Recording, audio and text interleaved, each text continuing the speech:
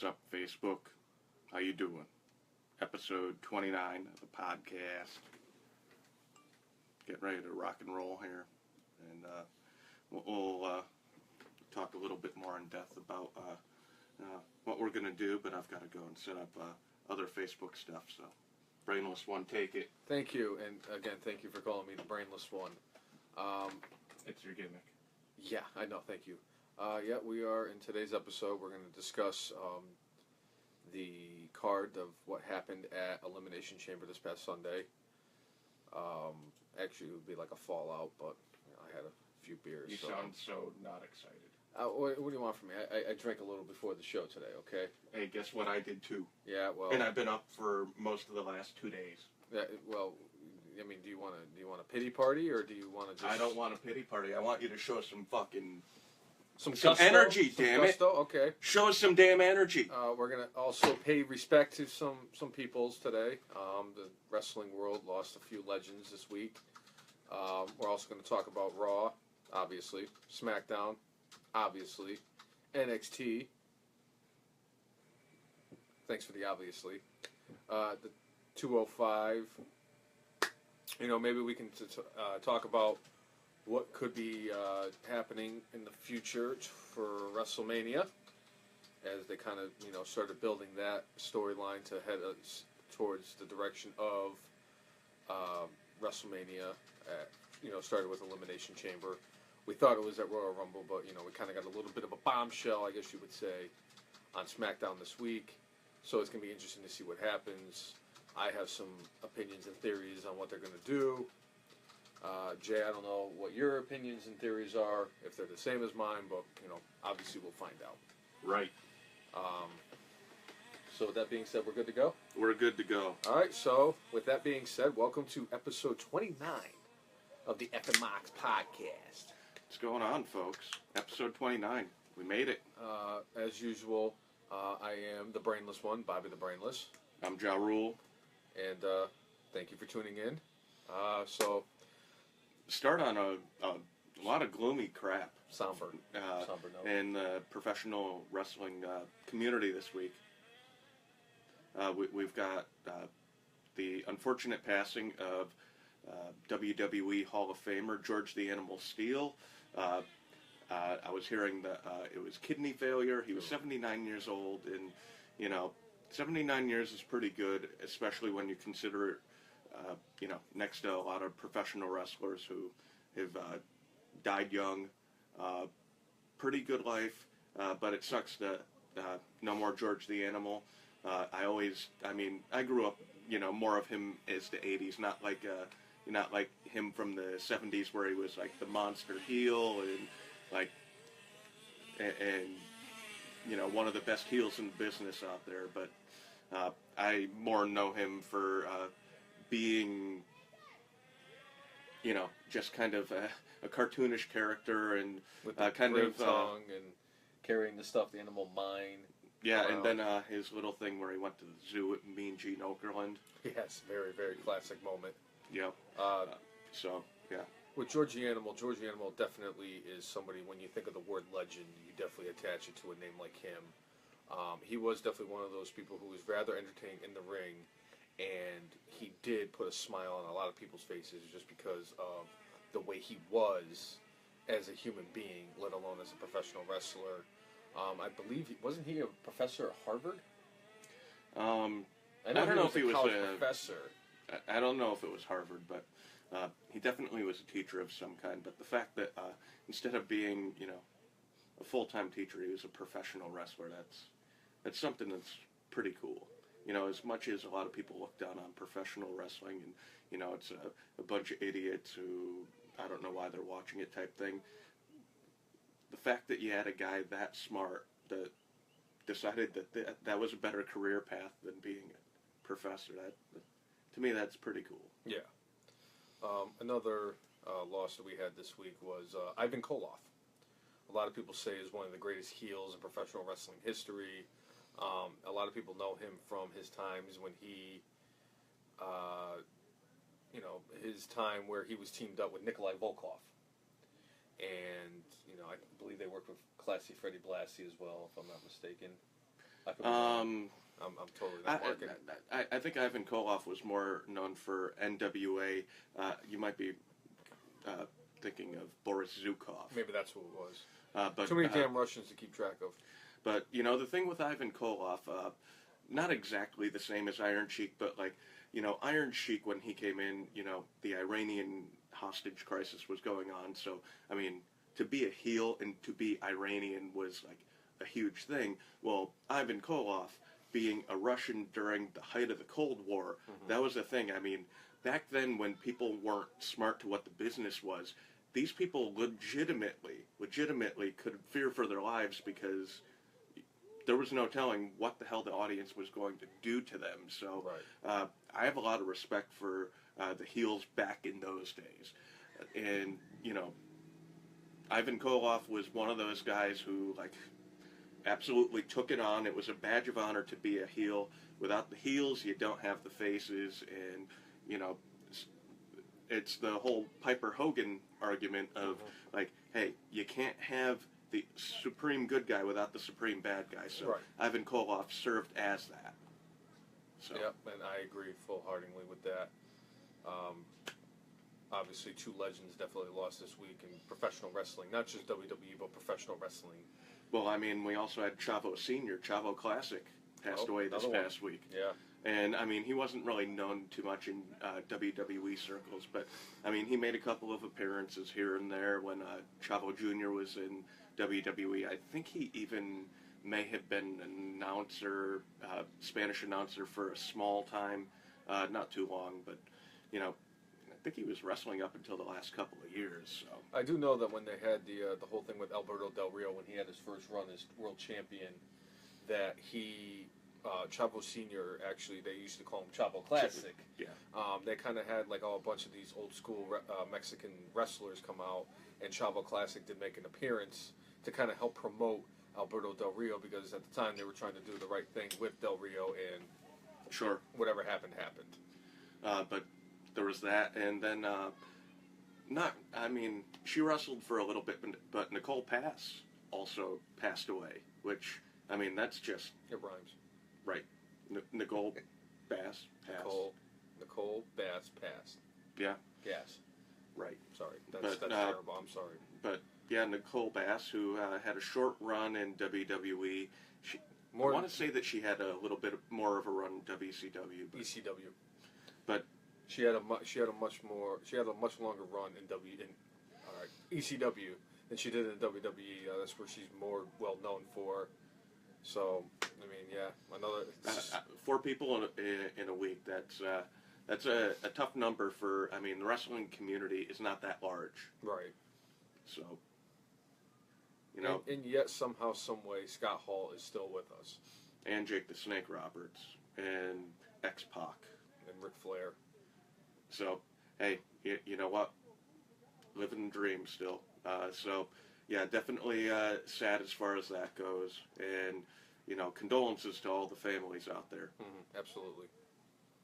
So, let's kind of liven it up a little bit, because we're kind of getting, really, I'm depressing myself right now. All right, so we've got a different sponsor this week. Unofficial. We got to unofficial. Unofficial, because we don't want to get sued. Right. Unofficial sponsor, Yuengling. They don't really have much of the catchy phrase like the 40 don't catch traditional lager, America's oldest brewery. And it happens to be Bobby the Brainless's favorite beer of the beer community. And we're also brought to you by Bootios. Bootios. Because they make sure you ain't booty. Bootios. All right. Which go really good with Yuengling, by the way. Yeah, I think Yuengling and Bootios, or Colt 45 and Bootios would be pretty good. So that would be my thing. Right. So I agree. Why don't we start with last Sunday? We had Elimination Chamber. You know what? I thought it was a fantastic pay-per-view. The fact that they had 3 women's matches and prominently on the card, and to me, deservedly so. I can't remember the last time I could say that there were 3 prominent women's matches. Period. So, this was spectacular. I thought that the whole show, like you said, was very, very good. In my opinion, that was one of the better Elimination Chamber pay-per-views that they've actually done. Obviously, I expected, big things, some good things to happen in the chamber match itself, but the rest of the card was, I had a lot of hope.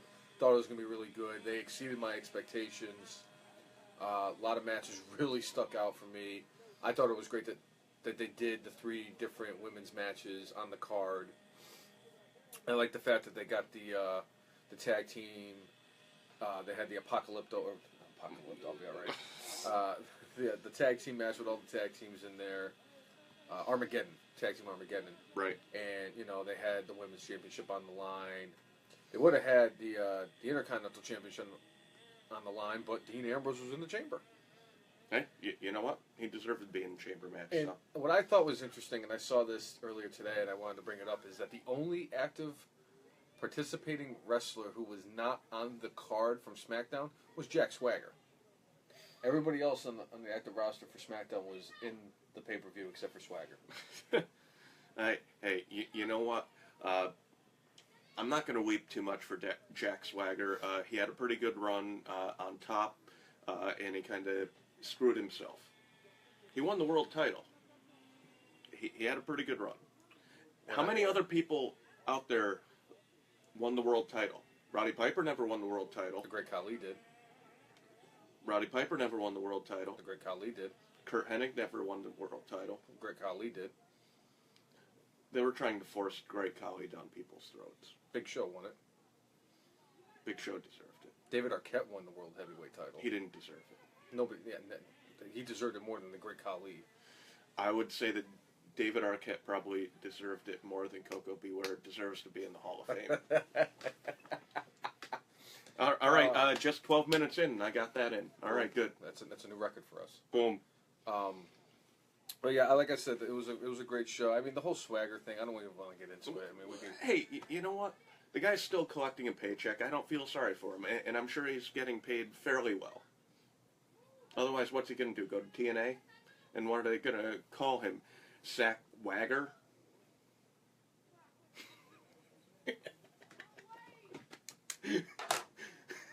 Woo!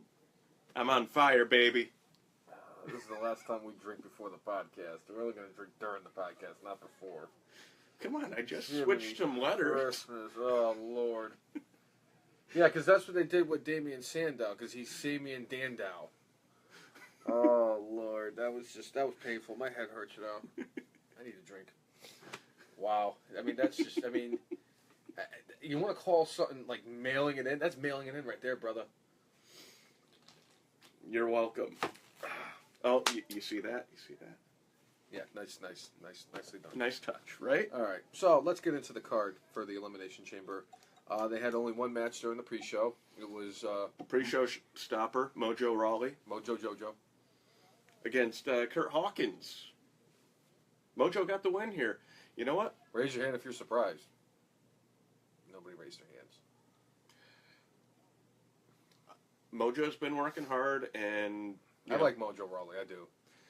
He's not the greatest in the ring. I like his energy. The fact that I think him and Ryder were going to win the tag team titles at some point, and obviously Ryder's hurt, so that kind of screwed that all up. So I'm glad that they're at least giving dude a shot, see what he's got.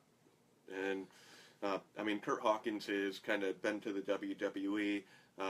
He had a decent run before.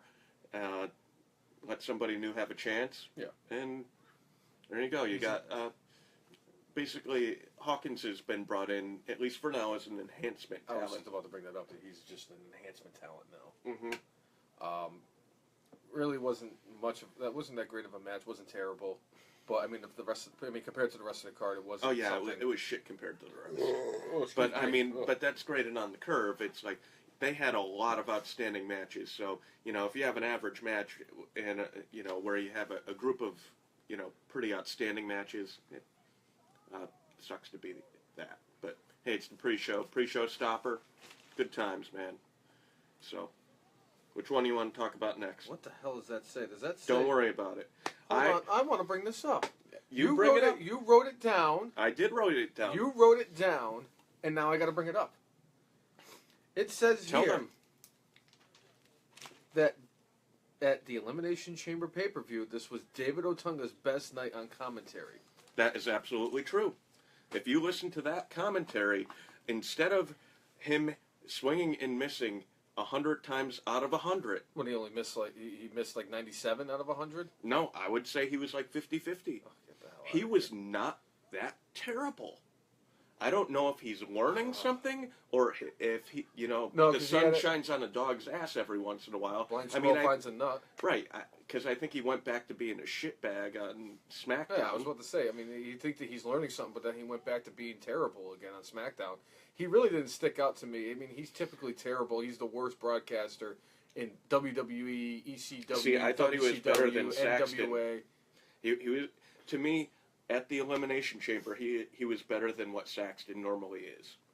So he had a one night where he was better than Byron Saxton? Well, that's what I'm putting. I'm just saying that he had his best night. I'm not saying he's the next coming of Bobby the Brain Heenan. I'm just saying that he had a pretty good night. He's not even the next coming of Bobby the Brainless.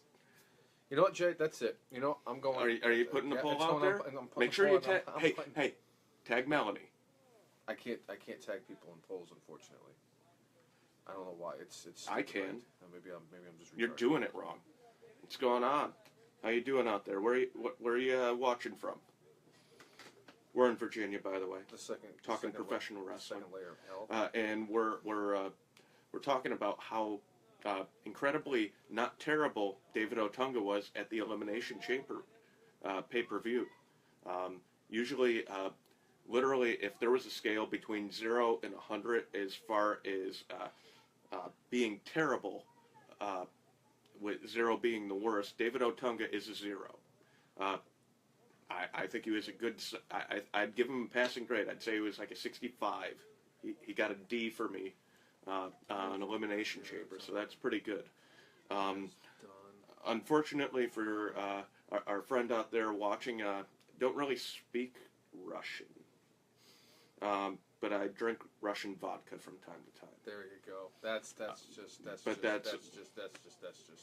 Terrible, wow. Look at that. I didn't even have to look her up. right? But I thought Elimination Chamber, like Otunga, not terrible on commentary, not a bad match in the pre-show. We had Ziggler against Kalisto and Apollo Crews, which, booking-wise, I just don't get this shit. Why do you have the heel facing insurmountable odds? Why? Because Stone Cold said so. Who? Why?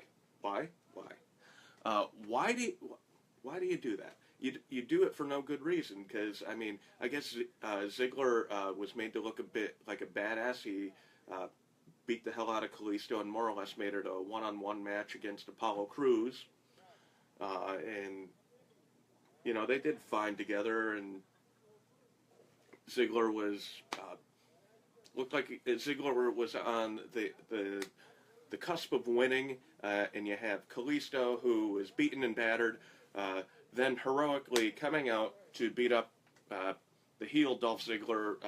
So he was beat up by two guys. Crews and Kalisto end up winning, and then Ziggler lost his shit and beat the hell out of both of them. So basically, you got Ziggler, who I freaking love, just beating the holy hell out of two enhancement talents. They need to put Kalisto on 205. I agree.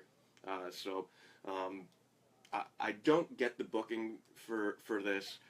The match, I guess, was okay, but I mean, What are you gonna do? I don't get mean, the booking. they really didn't have. I mean, what else are they trying to do? They're really screwing up this whole Dolph Ziggler heel push that they're trying to give him. It's so stupid that they've done the way they've done it. Well, I'm fine with Dolph being a heel. I just don't like the way that they're booking him, and I get that they're trying to use him to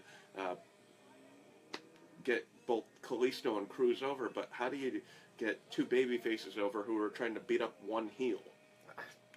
That's where it That's your loses boy. me. So why are you asking me? That's your boy. They are the ones who are mishandling your boy. It's not my boy. They're not mishandling my boy. They're mishandling Cruz and Kalisto. Ziggler has had a pretty damn good run for the last 10 years.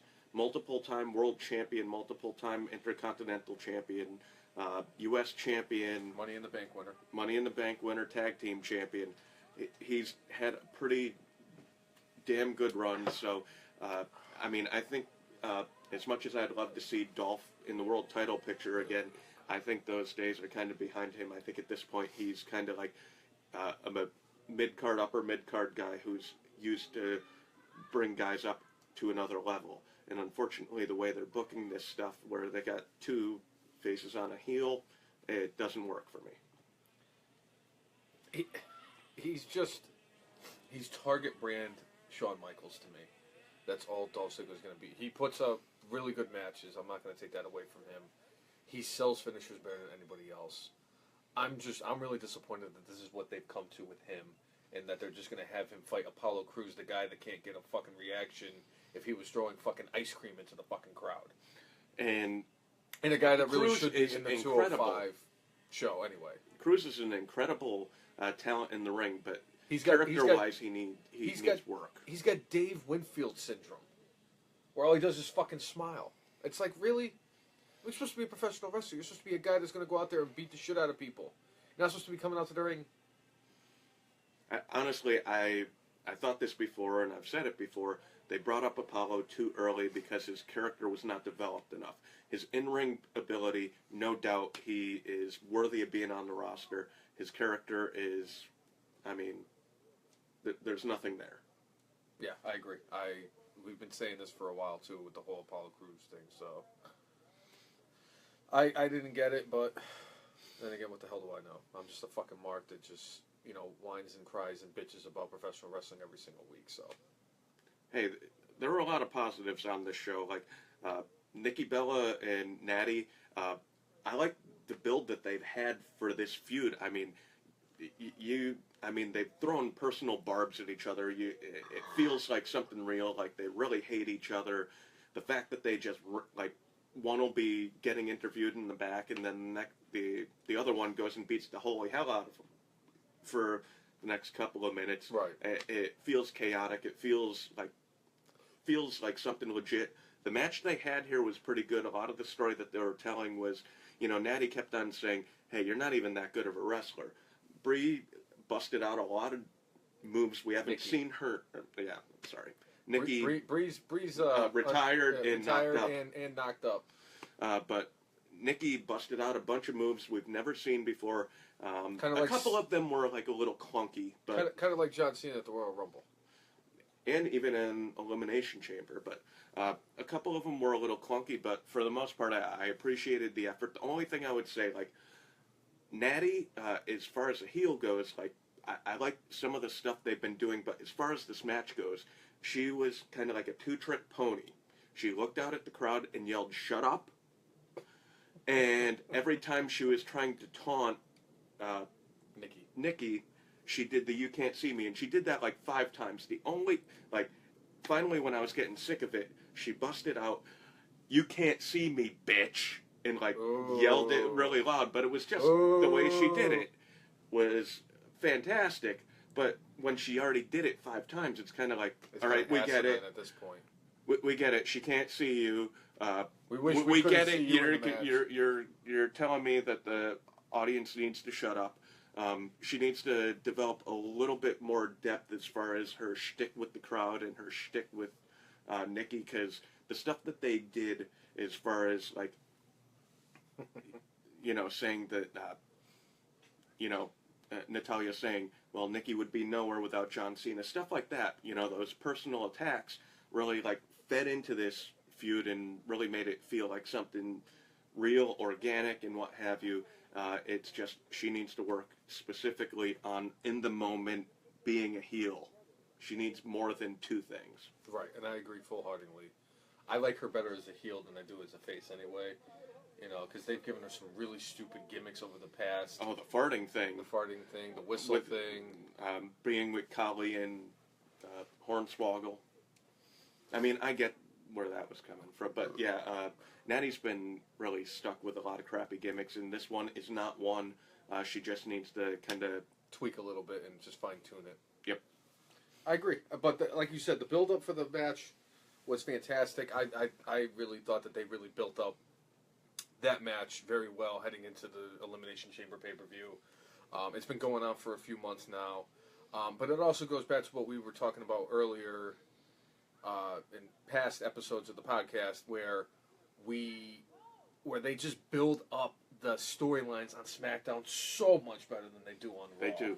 Well, and to me, the finish with the double countout was perfect. Oh yeah. I mean, it made sense for what they were doing. It made sense for what they were doing on SmackDown later that week, where they just beat the hell out of each other all over the place. Which now Daniel Bryan has mandated this week coming up on SmackDown. They're going to have a Falls Count Anywhere match.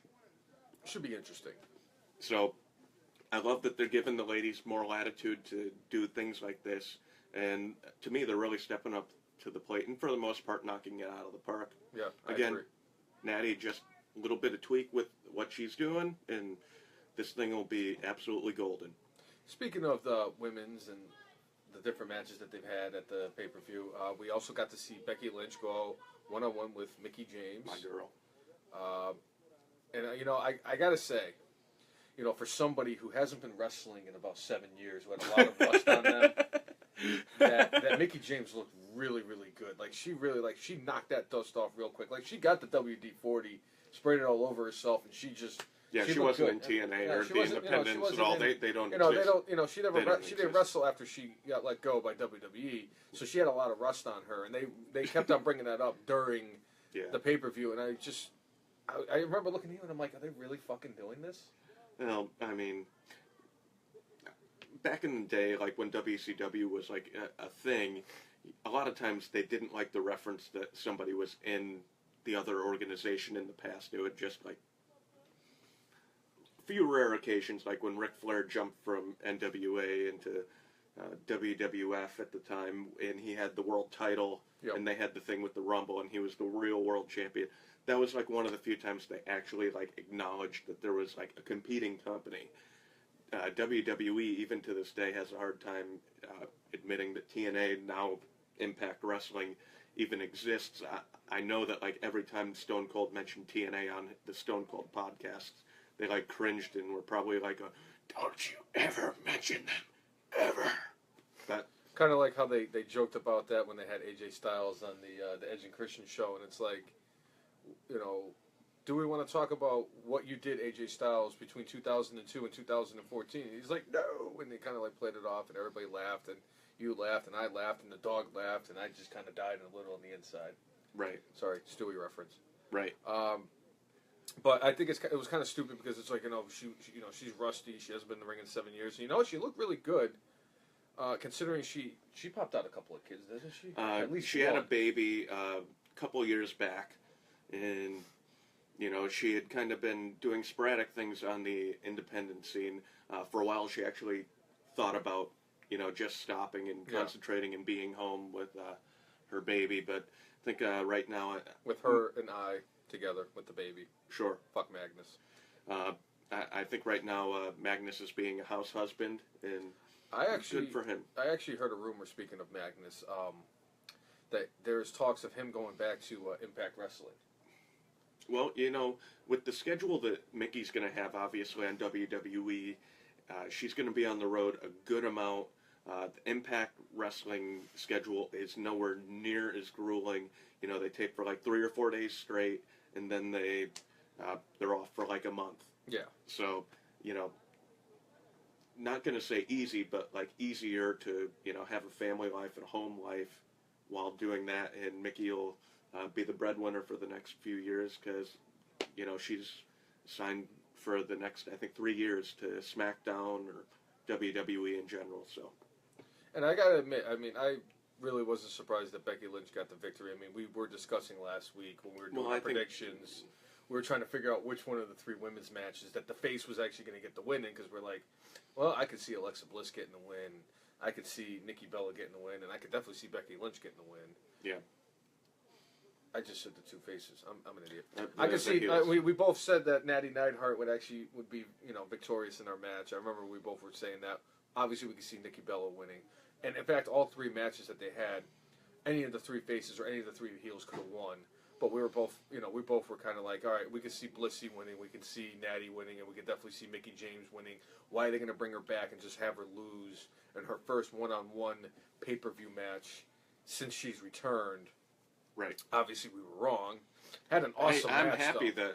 I'm happy that I was wrong. They had a good match. Oh, they had a fantastic match. And they kind of furthered that feud on SmackDown. So, more things are coming. Yeah. With all these women's matches and these women's feuds. But for me, of the women's matches, the Mickey Becky match was the best of the three matches. I agree, full-heartedly.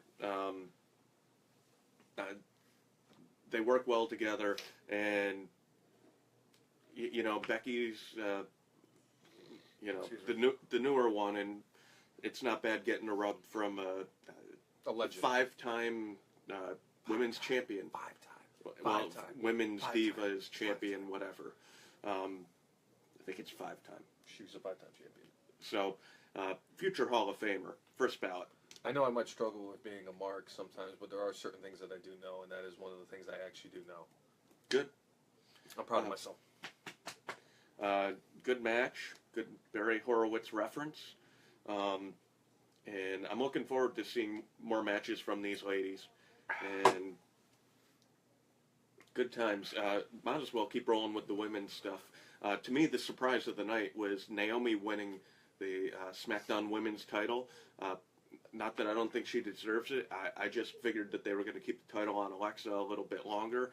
She's been having a heck of a run, and her character, as far as being like a bitchy heel, freaking awesome. Oh yeah, she's been the one person on SmackDown that has really impressed me the most since her call up from NXT. She's really defined her character. She's really just gotten so much better on the mic. She was okay in the ring when she was down at NXT. She's gotten a little bit better in the ring. She still needs a little bit more work, but her character is so defined right now that she's right where she needs to be as the number one heel on the show.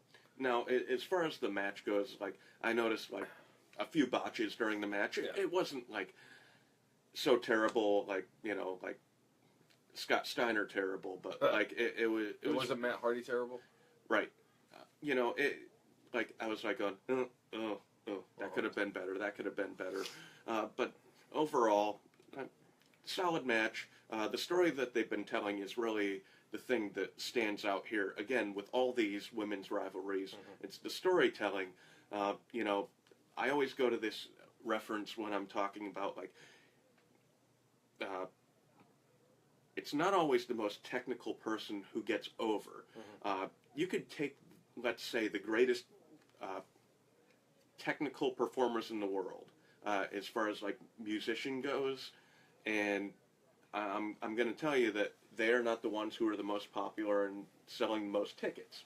You have a band, let's say, like Metallica. for me, yeah, Metallica. Metallica, really good band. They have their own niche, but they are very good at what they do. But next to, some of the bands like Yes, like Dream Theater, who are, absolute monsters on their instruments, Metallica outsells all of them. Metallica sells out stadiums. Guns N' Roses, really good band. They partially reunited. Hello. And Thanks for tuning in. Guns N' Roses, good band, but again, technically speaking, not the greatest band in the world. There are bands more technical, but guess what? They make a connection with the heart and with the mind, and that's what sells tickets, and that's what these ladies are doing. They're making a connection with the heart, the story, and the mind, and it's going to lead to bigger and better things for all of these women. So, as much as the wrestling has improved greatly from what it was a couple of years ago, and the fact that they could tell the story in the ring too now versus what they used to do, It's fantastic. You know, they're allowed the full arsenal of like, they used to be limited like to, you know, they couldn't punch, they couldn't do this, they couldn't do that. Vince put so many restrictions on them, they couldn't do their damn job right, and they looked sucky. Kind of glad you brought this up, and I'm going to post this on our Instagram account, the Effin Marks, after the show. But there was something, since you brought that up, I really wanted to bring this up. Sure. It kind of goes hand in hand with what you were just talking about with how the women's division was once perceived. Aloha, from Virginia. Thank you for tuning in from Hawaii. We're talking Elimination Chamber right now, and we're talking about the women's division, the kind of build-up of the SmackDown's women's division, how they've really done a fantastic job about that. We got a question. We're actually going to get into that in a little bit. Yeah, in a few minutes we'll get into Bray winning, which... as you can tell from the look on my face, we're fireflies. That moment. Fireflies. But back in January of 2014, WWE had posted a picture, and the caption is, "The proof is in the pudding. These divas can't get any hotter." And it was a picture of Eva Marie and Nikki Bella. Like I said, I'm going to put it on our Instagram account, and you can follow us at the Effin Marks on Instagram. And what really caught my attention was the two comments that were right below it. And one of the guys says, "You will not distract us with chicks, WWE. We still hate you from last night." And then the comment after that was, "And they can't wrestle to save their lives either." So, obviously, in 3 years, things have changed dramatically in the women's division. So, it's good to see that it's actually being utilized a lot better than they were before. And there was a comment brought up that rumor out there that Melina might be coming back to WWE. I always enjoyed Melina. I thought she was pretty good in the ring. My favorite sharpshooter ever was Melina taking the sharpshooter from Natty, and Natty went like this with like Melina's leg and was smacking the back of her head with her leg. Like it looked like I remember it sucked. That. Yeah. The flexibility of Melina, just absolutely incredible. Her entrance was phenomenal. And I had many sleepless nights in my room because of that. Yeah. Favorite diva finisher? I'm trying to think of the stuff that like comes to mind immediately. Black Widow by AJ Lee. Yeah. That's definitely one that really sticks out the most to me. I would love to say Natty's sharpshooter, but she stole that from her uncle. So and plus nobody can put a sharpshooter on anybody better than Bret the Hitman Hart.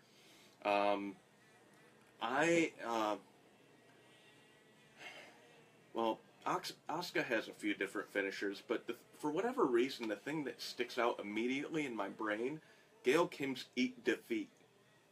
Maurice did that too. Yeah, she stole that from Gail Kim. How dare you accuse somebody of stealing finishers? Who do you think you are, Bobby the Brainless? No, it's Hideo Itami who steals everybody's finishers. He steals everybody's finishers. He's coming back soon. I can't wait so we can get hurt in like 2 months. Right. Jesus Christ. So I'm psyched to see what they're doing with the women's division. And there are rumors that they're trying to bring back a lot of past women's wrestlers. I saw that Kelly Victoria was another name that I saw this week. So I don't know if they're just trying to add more depth to the division, because, I mean, with the amount of women that they have, there's only so many matches they can have before they burn through them all.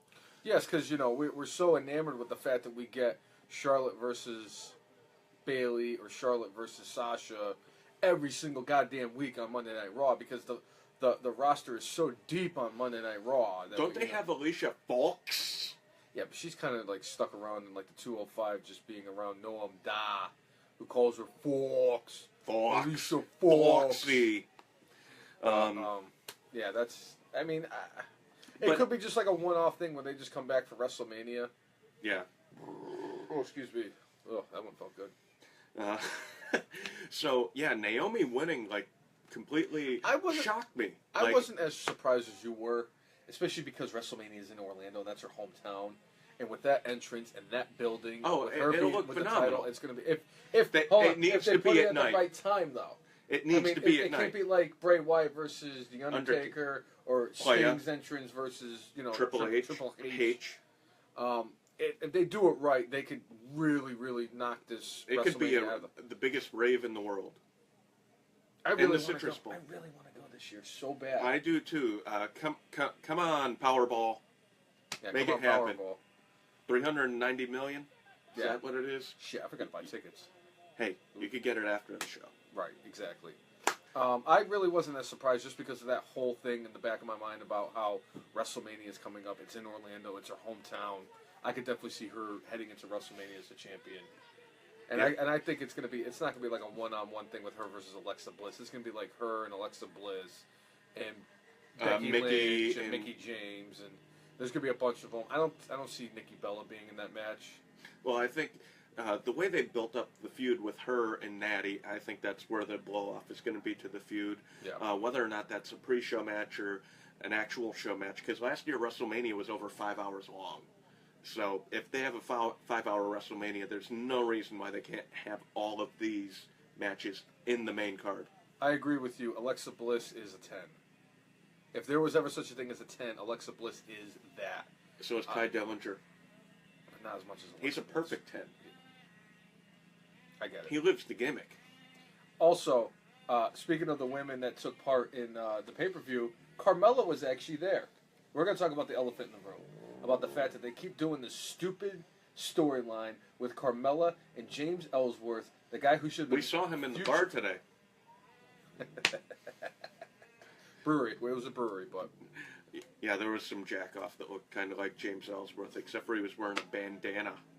It's just this whole story. First of all, James Ellsworth should have never gotten a contract with the WWE in the first place. I've been saying this, not even just for weeks, for months. Look, like I said, it was a great story at first. It was, the guy got his 15 seconds of fame. He got freaking Gronk spiked by freaking Braun Strowman. You give him his check for $500. Have a nice life, James Ellsworth. Go fuck yourself. But the fact that he keeps getting TV time is it's an embarrassment. It really is an embarrassment that this guy gets TV time where guys like Jack Swagger aren't even getting a match on a pay-per-view. Why? Because Carmella needs to be up in the freaking luxury box eating popcorn and James Ellsworth is supposed to be this freaking asshole that he really isn't? Fuck you, James Ellsworth. I really We got to see him get beat up a second time by Braun hope. Strowman. I really do hope that they put him in a match against somebody and they break his neck. I'm sorry. No. Yes. No. Just get rid of him. I'm done Don't with break this. his neck. Fine, don't break his neck. Stick him in the ring with Braun Strowman, please. Just put him in the ring with Wait, Strowman. wait. Have Strowman destroy him again. I want to see him go to Suplex City. Oh, I would. Oh my God. I would probably mark out more than I did for Kevin Owens when he won the Universal title before he blocked us on Twitter. And ate too many cupcakes. That fat fuck. Right? And we'll get into that too. So, to me, I don't know. Between this next match and the Chamber match, 1A, 1B as far as match of the night, Luke Harper against Randy Orton. Oh my God. Fantastic match. For me, it could have been shortened by just a little bit. I'd love to see that too. Ellsworth getting 3D to a table. That would be, yeah. Or old school Bubba Ray doing the power bomb through the table. Seth Rollins curb stopping him. Yeah. Randy Orton punting him in the skull. Anything's better than just seeing Ellsworth out there. I'm trying to think of maybe. Hey, Ellsworth, bedpan to the head. 3D. Bedpan to the head. Stone Cold Throw style. him in the garbage. Throw him in the garbage truck like they did to I think it was Eric Bischoff. Well, hey, you know what? This is a great idea from TNA that they could bring WWE. Oh yeah, because that's gonna happen. They put Eric Bischoff in a porta toilet and dumped it over. And he had all sorts of slop all over him. I think that would be a fantastic idea for the end of the James Ellsworth character. It's not very PG though. It's not very. I don't think that's beyond PG, but it's better than breaking his neck. You know what?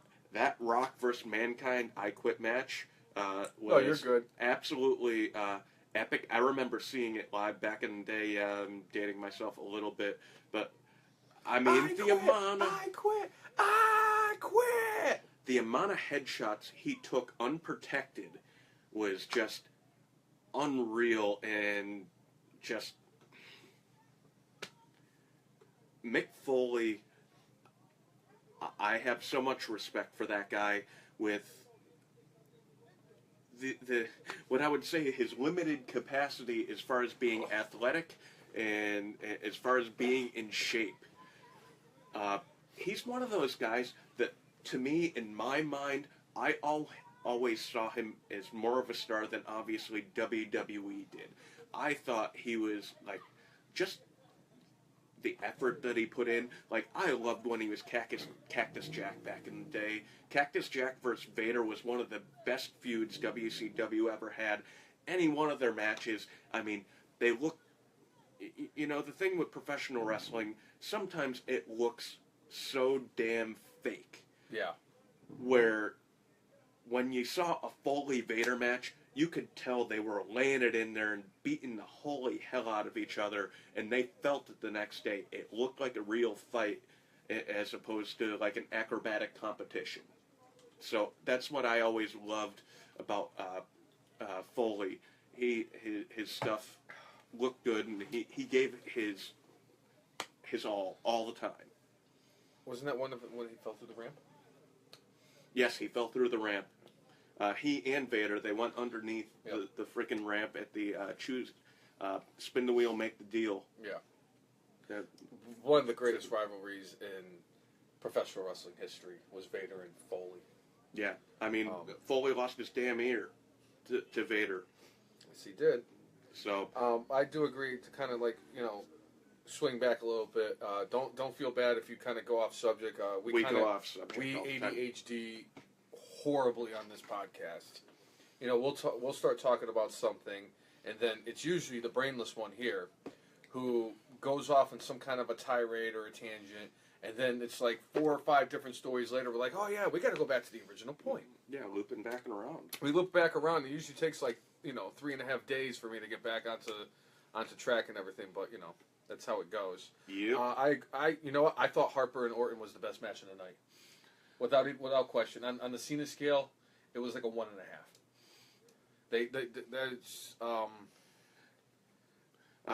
We talked about that a little bit earlier. Naomi winning was a shock, but I'm happy for her. I was really happy am. for her. She's worked hard, and she's been there for a very, very long time. I mean, she made the Funkadactyl thing work. Yep.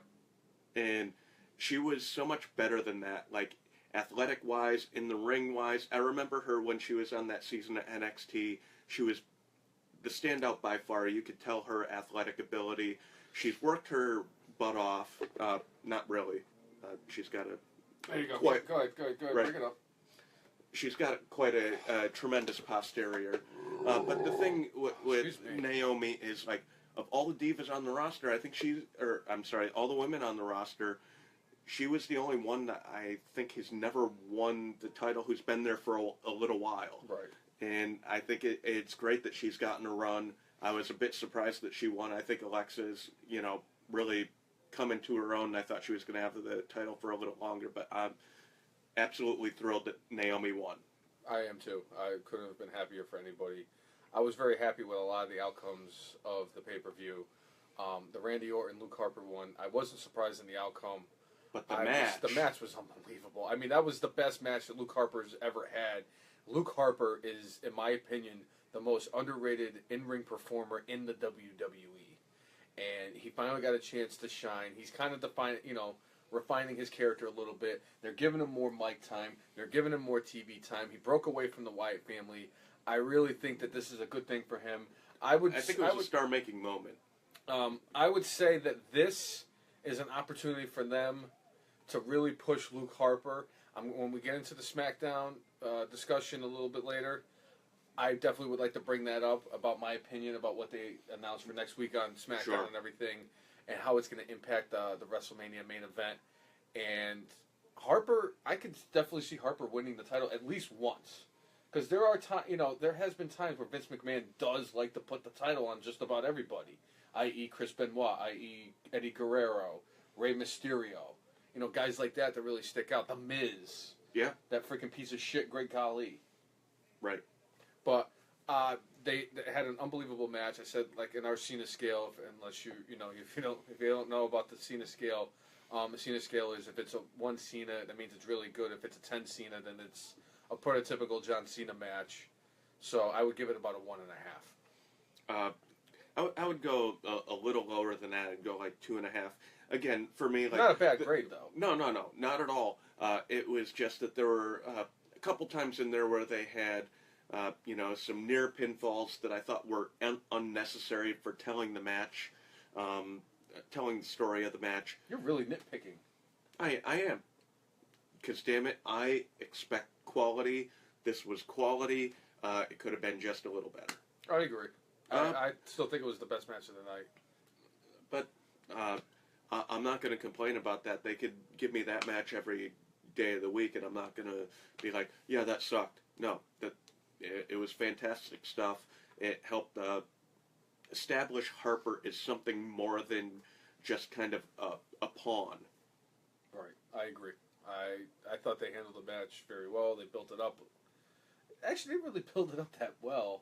I mean, they just kind of were like, all right, it's going to be Bray. I'll be right. It's Luke versus Randy. I've been drinking all day, so. Hey, you know what? To me, they built this up extraordinarily well, because this has been in the plan for months. Randy Orton sneakily built it up. Good. Yeah. But, like, as far as making the match, I mean, they had that match a couple of weeks ago on SmackDown. This match was tenfold better than that one, and there was nothing wrong with that match. It's just they gave these guys more time to really showcase things. Yeah. The match was more brutal, more of a brawl, which, that's what you expect out of, like, Luke Harper and, Orton. He could kind of morph into whatever style is needed. He could be really technical, or he could be an ass kicker. And right. Orton, to me, is doing some of the best work of his career. But yeah, what are you gonna do? I mean, it's he's getting his opportunity. He deserved to win the Royal Rumble, in my opinion. So I mean, I think it's good for him. So we'll see how it goes. Like I said, it was the best match of the night. Really happy for both Luke and for Randy, and it's definitely going to help build towards WrestleMania with their match that they had. Sure. What's going on out there? Got any questions for us? Yay? No? All right. All right, so we've got Elimination Chamber. The tag team. Tag team turmoil. No, I'm actually with your mom. So really? Him and I are not together. So really? I'm actually with your mom. So sorry, I hate to burst your bubble. Nice. Sorry. That's how I handle trolls. Tag team turmoil. You know what I got out of this match? The Ascension, to me, got the treatment of Damien Sandow. The Usos absolutely laid out American Alpha.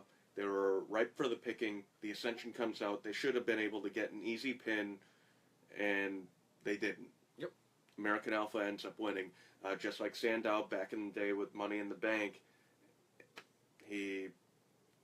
Before he cashed in the briefcase, he beat the holy hell out of Cena's arm. Cena was ripe for the picking, and who won? John Cena. Right. Right here. Shocker. The Ascension, who finally won a match a couple of weeks ago. I like the fact that they've changed up their face paint. It doesn't look so shitty. Doesn't look like a 4-year-old drew it on them. Yeah. So basically, the Ascension comes out. I didn't think they looked too bad. It's just you had American Alpha dead to rights, and you couldn't beat them.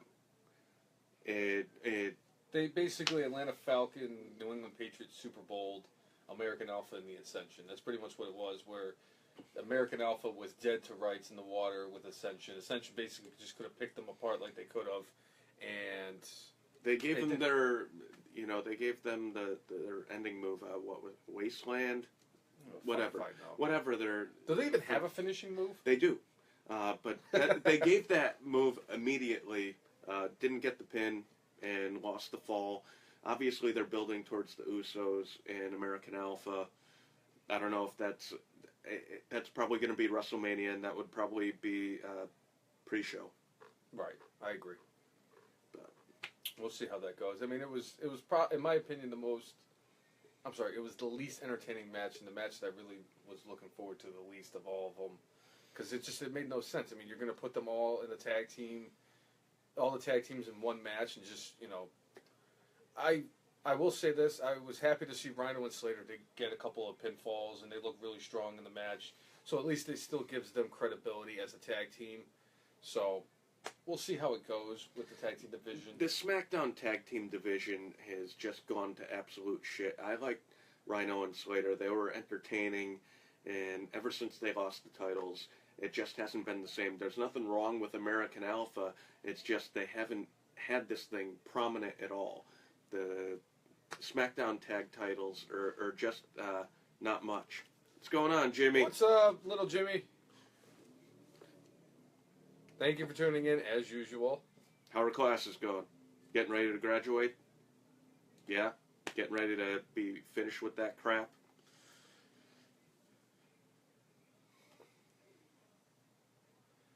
You really had to go there, didn't you? You had to go old fart on him. Yeah. You're getting ready to graduate. He wants to talk about wrestling. He doesn't want to talk about classes. Hey, I'm just he always checks in, so. Intern sucks. See, some of the Ooh. eggs are hot. That's good. You got to send some of those pictures. You got to send some pictures of some of those aides to us on Nice Twitter creeper. app. Hey, I got to live the gimmick. I have a lot of gimmicks. I appreciate that too, Jimmy. Believe me. Yeah, I mean, try to be discreet. You're only like a 6-hour drive from us, so I could definitely. I mean, if they're some worth. Oh man, I'm gonna be so distracted now. He's talking about all the bombs and everything. Oh. Yeah. Yeah. All right, so I wasn't. I didn't think overall this thing was overly terrible with the tag teams. It was just. I just thought the Ascension kind of looked goofy, and I thought Usos looked all right. Yeah. I think they're definitely building towards Usos and American Alpha for WrestleMania for the tag team titles. I really do. And I agree with Jimmy. The crowd helped. The crowd was super hot for almost the whole night. It wasn't like they were in like Corpus Christi where the crowd is like dead as a 90-year-old's dick. But so, but overall, I put this match at about 5 Cenas. But to be honest, Jimmy, I was actually hoping that American The Ascension was actually going to win the titles. I really was. I even said it to you, just to change things up, because nobody would expect it, because it's the Ascension, and they've been kind of like booked like a bunch of freaking jabronis. They're the Cleveland Browns of wrestling. They have more wins than the Cleveland Browns. They're tied. Yeah. But yeah, so let's get into the chamber. Chamber match. Not like legitimately get into the chamber, but Right. Chamber match, it started with Cena and AJ Styles, and both these guys put in a really good effort. I mean, these guys were in from beginning to basically the end. And in the end, the right outcome happened, but, you had Cena and AJ start out. All right, I got to check my notes. But then we had Ambrose come in, then Wyatt, then Corbin, then Miz.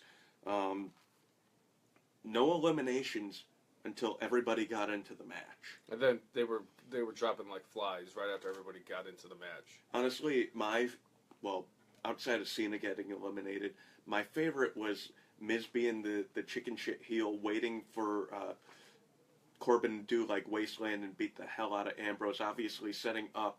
And the days. You were just so hell-bent on Wasteland. Like, according to you, there's like 6 people that use Wasteland as a finisher tonight. Just tonight alone, you've been like Even Wade Barrett. wasteland. Wade Barrett used Wasteland. Waistband. Wasteland. Drink another one, dude. Oh, Samsonite, I was way off. But obviously they're setting up for Corbin and Ambrose at WrestleMania. Corbin, to me, and I think we said this on the year-ending show, I said that I thought he would be a breakout star this year, and I think he's done a good job character-wise. Some of his Twitter stuff, he's one of my favorites on Twitter because when the fans troll on him, he absolutely gives it to him back. And Jimmy, I absolutely agree. The pre-show stopper, Baron Corbin and Dean Ambrose. And he's down for the count, folks. Down goes Frazier. Yeah, Corbin and Ambrose, they're building that up for WrestleMania. Oh, God, the pre-show is going to start at, like, noon. It will, and WrestleMania is going to end at 2 in the morning. See, I took that drop better than John Cena's ever taken a finisher, by the way. You know what? I'm glad you brought up John Cena. Oh, God, and I'm glad you brought up his finisher. You know who does a better job at the STF than John Cena? Everybody? Nikki Bella. Nikki Bella put Natty in the STF twice. And guess what? It looked like it was freaking painful. Do you want to know why she puts on that move better than John Cena does? Because John Cena puts that move on her every night. Boom! There. Fell again. Okay. You're going to break the chair again. I had to fix it this morning. Wah. My chair's broken. Wah. But honestly, like, Nikki, when she put the STF on Natty, it looked like it sucked. She had her, Natty's, like, foot smacking, like, the back of her back, and she had her in, like, a headlock and was wrenching back. It looked like it sucked. Mm-hmm. Whereas when Cena puts the STF on, it looks like he's trying to squeeze out a freaking shit that won't come out. It's like he had too much cheese the night before, and it's just not coming out. That's what it's come to. That is what it's come to. John Cena and his constipated look when he's putting the STF on somebody. Yes. Good job, Jay. It's a good. Actually, that's a really good analogy. That's what it looks like. It looks like shit. Nikki Bella made it look awesome. Yeah. Well, she looks awesome. Right. So. But, you know, back to the chamber match. I love the fact. Exactly, Jimmy. They had Miz, when he came out last. And he kind of just like sat in the pod waiting for Corbin to demolish Ambrose. And then he went in there and got the cheap pin. And it was like... I am not surprised that Baron Corbin ate the first pinfall. It's all right. I really was not surprised. It feeds into his character what happened after. Oh, yeah. It definitely made a lot of sense. They're building towards WrestleMania. They had to start doing it at Elimination Chamber because they didn't do it at the Royal Rumble. So now you're basically with Baron Corbin eating the first pinfall because he got distracted and Ambrose rolled him up and got the pin. That basically sets up for Ambrose and Baron Corbin because Corbin did attack Ambrose after he got the pinfall, threw him through the pod, beat his ass, and got the pin. Or not really got the pin, but he got thrown out. The Miz did come out and chicken shit heel his way into that. And what really bothered me, and I'm glad that you brought this up, this is the one thing about the pay-per-view that really pissed me off. The Miz came out there, he started knocking people around, he started beating the shit out of people, he was doing the Daniel Bryan kick, and everybody was going, yes. He did his little clothesline in the corner like he typically does. The Miz looked like he was on fire. He was going after everybody. He was beating up everybody. He was beating up Wyatt, Styles, Cena, and he was on fire. Then Cena catches him, hits him with one AA, and pins him. The only move that they hit John Cena with, or they hit the Miz with, one AA from John Cena and got the pin. It's just like, really? You're gonna bury the Miz? with your golden shovel holding superstar John well, Cena. Not going to say based on what we saw this week that John Cena brought out his golden shovel. I think that's just part of the storyline. It just bothered me. You got a guy who's a 6-time Intercontinental Champion. And The to guy me, who's had the really- best year of his career. Had the best year of his career. He's definitely the only pure heel, or the best pure heel that they have in the WWE. Not even just on SmackDown, just in the WWE in general. I would say Samoa Joe is a pure heel, and Baron but Corbin's he a pure just got heel. there. Well, Joe just got there, but Corbin's a pure heel, but he's just not as good. He's not as good. This damn weather change is killing me. But to me, Corbin looked super strong. It wasn't just that he beat the hell out of Ambrose after. Almost everybody in the match ate his ending move. Yeah. He looked strong in the 7 or 8 minutes he was in there. Corbin, to me, character-wise, he's really been solid. His in-ring game has been getting better. Minus that botch he had against Kalisto where he kind of tripped and fell and hurt his knee. But he's definitely... Those things happen. He's definitely somebody who's really, I'm starting to become a fan of his, and I really do think that he's got championships in his future. Yeah. He's going to be well above the Coco Beware line when it's all said and done. Yeah. One thing also with the Chamber that I thought that was interesting, they made a lot of modifications to it. They had a lot of the plexiglass around so they could get better camera shots. To me, one of the coolest moments, I think it was AJ and Dean Ambrose were on top of one of the pods, and Dean was just slamming AJ's head right into this plexiglass as the camera's 2 inches away from the face. That I thought that was cool looking. As far as having the mats on the ground instead of the steel grates, I completely get it. As much as I wanted to, these matches to be brutal, I realize that this hurts the hell out of the dudes in the ring. So I have no problem with them putting mats there just so, the next, week later they don't have welts and all that crap. So I thought that was an interesting addition. I like the little difference that they had with the lights. You know how they had the lights telling you, all right, is it going to be this guy, and it was going around like Simon. Yep. And then, but then they had the little kind of arrow things pointing to which pod was the one that was going to open. So I thought that was, cool little subtle differences that they added. That one made it so it was less painful for the performers, and two made it kind of more visually interesting for what they could do with the cameras. The fact that they had that over-the-top camera view too, where they could look down, you saw the WWE logo, but it just looked awesome. I agree. Also in the Chamber, John Cena did not eat the last pinfall.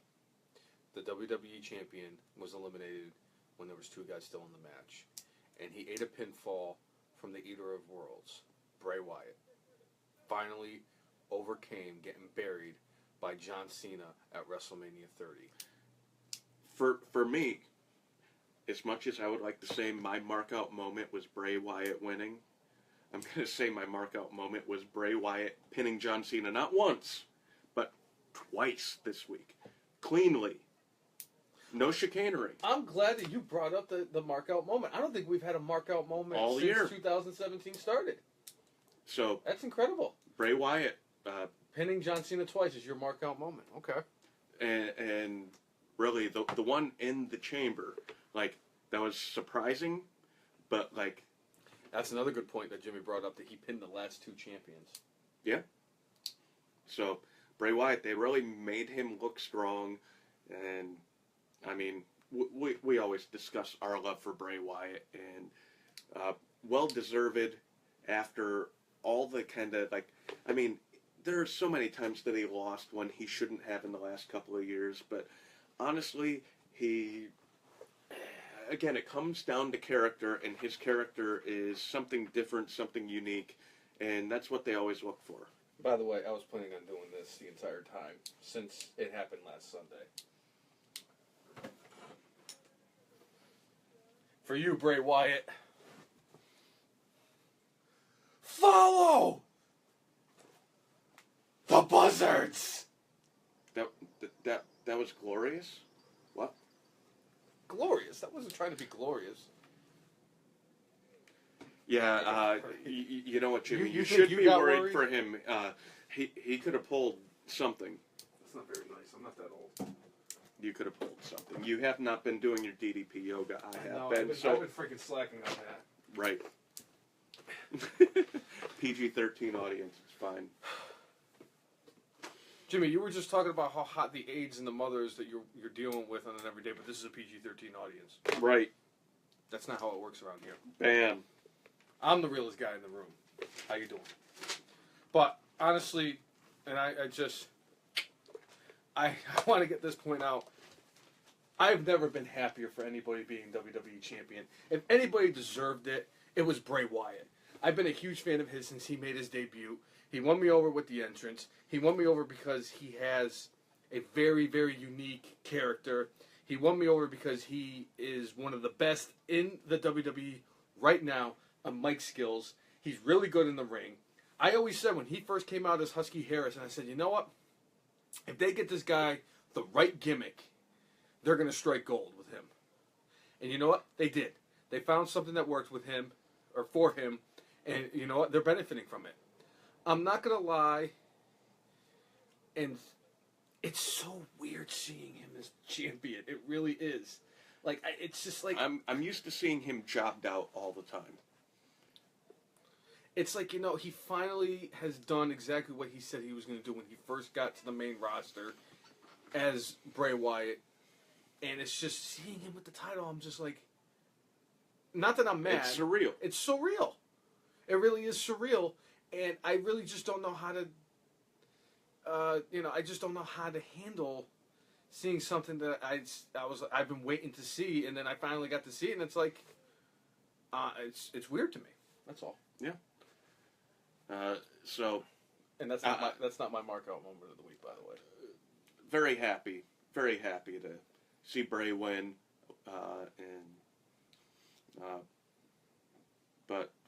so that's Elimination Chamber.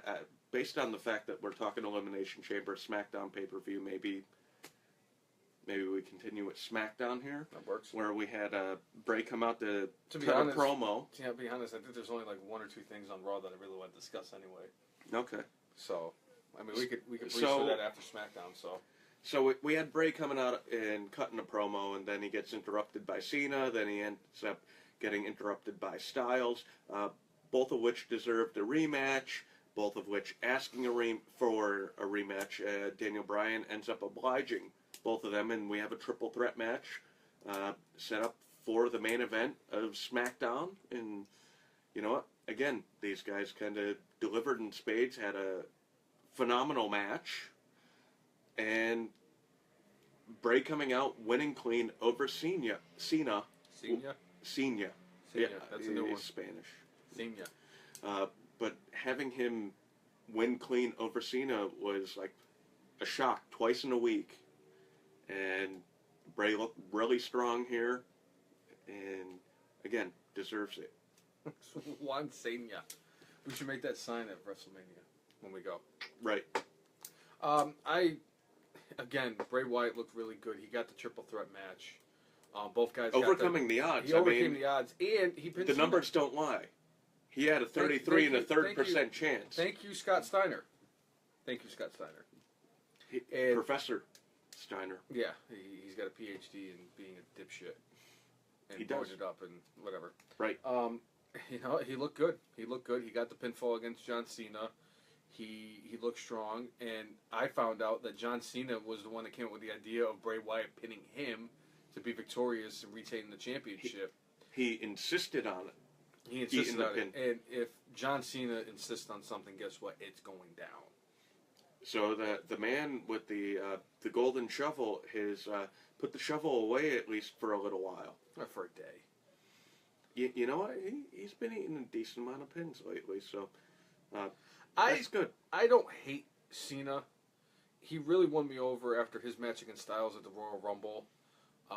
My hatred is more towards that freaking piece of shit. that is in the main event picture of Monday Night Raw, and I'm always going to hate Roman Reigns because he's just an untalented piece of shit. I just don't like Roman Reigns. There it is. I don't even care. I know. I really just, you thought I was going to go somewhere creative, but I'm just like, you know what? This is like my 5th beer, considering that one of the beers was like a 10 point something alcohol, whatever the hell it is. Yeah, whatever, dude. The other one was Whatever. over six, so that's more than a regular beer. So I mean, I'm gonna go Scott Steiner freaking math on it. So technically, I've had about 20 beers. 6 1/3 beers, and Yep. God, oh Jimmy, oh man, I don't have enough. There's not enough alcohol in the state of Virginia for me to compliment. To just be able to. I can't. I just can't. They're gonna give us Take it Roman easy. Reigns. Take it easy. They're gonna give us Roman Reigns versus The Undertaker at WrestleMania. Roman Reigns is gonna beat The Undertaker at WrestleMania, and I might. Are you gonna? You're gonna quit the network, aren't you? Again. I'm gonna kill myself. That's more A gallon of bleach. Or I are think, you gonna jump off a even bridge? before the 3, even, I can jump off the HRBT. What if you jump off the Jordan Bridge? That's closer. Why don't I just go to the Chesapeake Bay Bridge and just jump off of that? That's a little farther away. Yeah, but it'd be more dramatic. It would be. Or I could just go to Wavy 10 and just jump off their building. At least the people from Well, Wavy jump 10 off will the be tower. right there. Jump off the tower. It's like a few hundred feet, so. I just need somebody with like an inside source at Sure. Wavy 10 to like get like that breaking story. This guy's going to jump off a building. Thanks, Roman Reigns. Right. Just like that. That's exactly how I'm going to put it too. Sure. I All right, wouldn't kill myself over professional wrestling. Let's be serious. That's all joking aside. Jimmy, it's like that video that we have on Twitter that we, with when Roman Reigns was number 30 in the Royal Rumble. To be perfectly honest, though, I'm not worried about dying that night. Roman Reigns is the only one that's going to worry about dying that night because there's going to be about 70,000 people that storm the ring and rip him to shreds. Because Roman Reigns does not deserve to beat The Undertaker at WrestleMania. He's not talented enough. He's just no. That's all I'm going to say is no. I'm done. No, I'm not. Yeah. I'm not even going to talk about it anymore because then I'm going to get even more pissed off. And what's pissed off going to be? It shouldn't even be Cena beating The Undertaker at WrestleMania. You know who The Undertaker should be fighting at WrestleMania this year? Sting. Thanks, Seth Rollins. But Sting. Should be Sting versus The Undertaker at WrestleMania this year. Should be. Should be. Hell, I'd rather see The Undertaker fight Shaq. Let's be perfectly honest. I could think of a laundry list of people I would rather have fight The Undertaker at WrestleMania than Roman Reigns. Shaq, John Cena. I'd rather have CM Punk return and have him fight The Undertaker. Again. Sting, Ellsworth. don't Yeah, even that- go there. you know what, That's that's the a good- only. That's the only one that's actually worse than Roman Reigns. That's the only name you could have given me that's worse than Roman Reigns. I'd rather see broken Matt Hardy come back and fight The Undertaker, and he's not even at the level that what The Undertaker is. Delete. I'd rather see him fight Brock Lesnar again. I'd rather see him fight Triple H again. I'd rather than bring Shawn Michaels out of retirement and have him fight The Undertaker. I'd rather have him fight Stone Cold Steve Austin, The Rock, Chris Jericho, Kevin Owens, Braun Strowman, Baron Corbin, AJ Styles, Samoa Joe, Kurt Hawkins, Zack Ryder, Jack Swagger. Bushwhacker Luke, Jack Gallagher. I keep going. I'd rather see him fight The Big Show, Kane, Mark Henry, Kane. Greg the Bunny, Nikolai Volkov, The Iron Sheik, Hulk Hogan. Coco Beware. Don't go that far.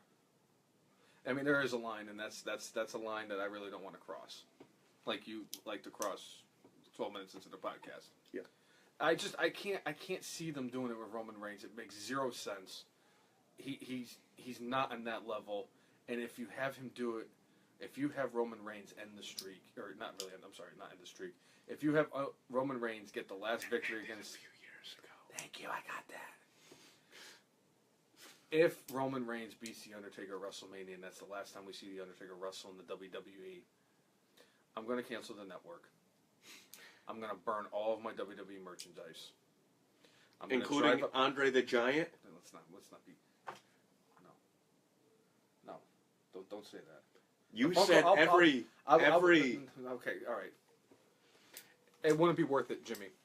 If John Cena did it, I would be okay with that. If John Cena beat the Undertaker, Undertaker retired, Cena became a heel, okay, I could live with that.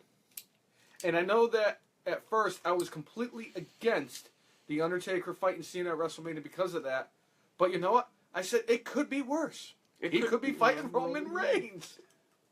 No! I might break the Andre action. I gotta put him back down. So, circling way back to SmackDown, they did some interesting things setting up possibly for WrestleMania. You're right. After the title match, they had Randy Orton come out, cut a promo with Bray After Wyatt. the title match, we had Harper beat the holy hell out of Bray. He beat the...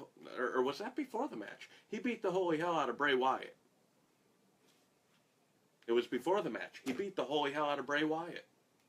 And you question my martitude. Yeah. It was before the match. Because Bray Wyatt was in the ring, and after he got the title and he was victorious, that's when Randy Orton came out and cut the promo and said, I'm not going to fight you. I'm sorry, Jimmy. With them saying what they said, that how they're going to determine the new number one contender, because Randy Orton said, as long as Bray Wyatt's the champion, I'm not fighting you for the title at WrestleMania. So now they announced for next week on SmackDown, they're going to have a battle royal to determine the number one contender for Bray Wyatt's title at WrestleMania. I'm going to call Las Vegas right now. I'm putting all my money on Luke Harper. And it's going to be a triple threat match. It's going to be Harper, Orton, and Bray Wyatt for the title at WrestleMania. Book it. I'm telling you right now, book it.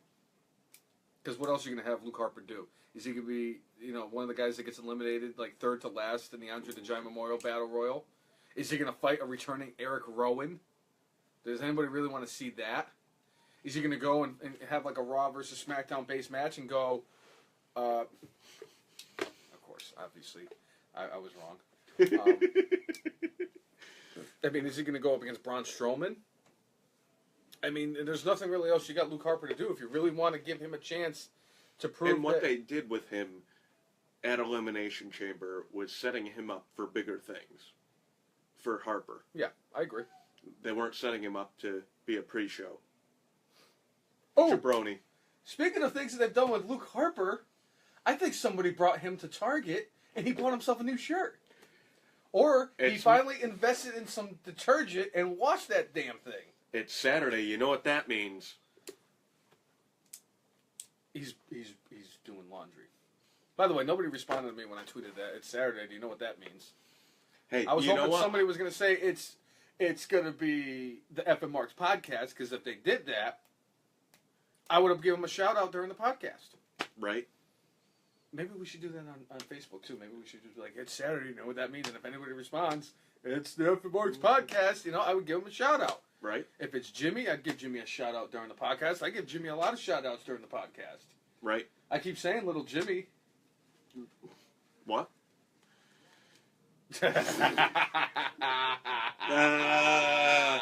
Bam! Man, he'd have to take out James Ellsworth first. Yeah. I agree. Carmella taking Luke Harper out shopping by far would be more interesting than taking James Ellsworth out shopping. I don't think it would be quite to the level of Stone Cold and Booker T at the grocery store. But yeah. Thank you, Bam. Jimmy. So, yeah, I think I agree with you. Triple threat match at WrestleMania. It's not very often that you actually agree with me, because I'm brainless and you're not brainless. So that kind of that's more surprising than the fact that that Naomi won the title. Pretty big. So it's gonna be AJ versus Shane. They're starting to talk about how they're gonna start building that this week. I'd prefer to see Shane versus Triple H. I'd rather see Shane not wrestle at all and let AJ Shane fight. Triple H. I'd rather see AJ Styles fight Shinsuke Nakamura or Samoa Joe or Kurt Angle or anybody that's not Shane McMahon, because it makes zero sense. James Ellsworth. Bite your tongue. You said anybody. And but- James Ellsworth is not. He's not anybody? James Ellsworth is a nobody. Okay. All right. What else happened on SmackDown? Well, continuing the feud with Corbin and Ambrose. Corbin beat the hell out of Ambrose. Ambrose was actually supposed to have a match with Ellsworth. Ellsworth Yeah. didn't want to get in the match. Carmelo kind of, coaxed him into going out there. And Baron Corbin beat the holy hell out of Dean Ambrose before the match. Left him in a mess. Threw him off the top of the... Yeah. Jimmy keeps bringing up about the security guards having fun They with did Nikki have Bella. they did have fun with Nikki. That they got to literally cop a couple of feels. Let's see what you did there. Bam. You want to be a security guard? I don't know about that, Jimmy. It's not just all fun and games. I remember one security guard took a Kinshasa from Shinsuke Nakamura. No, I'm good, thank you. Oh, you want me to stop who? You want me to stop Braun Strowman? No, no. I'm good. Only for the girls. I don't think that's how it works, Jimmy. You do whatever they tell you to do. No. Jimmy's strict. He sets his terms. They don't accept it. They're out. Yeah. Okay. Good luck with that. Sorry. Right. Have I mentioned that I've been drinking tonight? Yep. I would love to be a security guard for a Brock Lesnar contract signing. I'm not going to lie. I would go to Suplex City and get F5 by Brock Lesnar. And they don't even have to pay me. I would do it. Absolutely. Brock Lesnar? Abso-fucking-lutely. I would not. I'd get in the ring dude- with Braun Strowman, too. I mean, I know I'm scared shitless of Brock Lesnar, and I've said in the past that if it came down to me walking down an alleyway and it's Brock Lesnar, blocking me one way to get out of an alleyway, and, Michael Myers, Freddy Krueger, and Jason Voorhees are standing the other way, and it's like I got to go one way or the other, I'm taking my chances with the three monsters. But I would love to be in a segment with Brock Lesnar, go to Suplex City, just because I would get the shirt I went to Suplex City. I am not a Paul Heyman guy. I got suplexed by a Paul Heyman guy. That would be a good shirt. I am not a Paul Heyman quote-unquote guy. You're a Rob guy. I'm a Rob guy. Right. So again, they're Again, kind of step back. circling back. We had Becky versus Mickey, and one of the things that they had that I they've thought been was doing- really cool with this match is like Mickey pretended that her arm was injured. She couldn't continue anymore. Referee looks like he's like calling for doctors, and the moment that like Becky put her guard down, Mickey took her out. Mhm. It was Very heelish.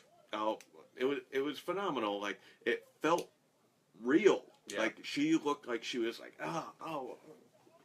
That's what somebody who has 7 years of ring rust has happened to them. Right. They wrestle a couple of matches and then they try to sell off an injury because people who don't wrestle in 7 years they get injured. Yeah. They easily. have wrestle. They have. Jimmy, it was an inside joke that we had going because that's all they kept bringing up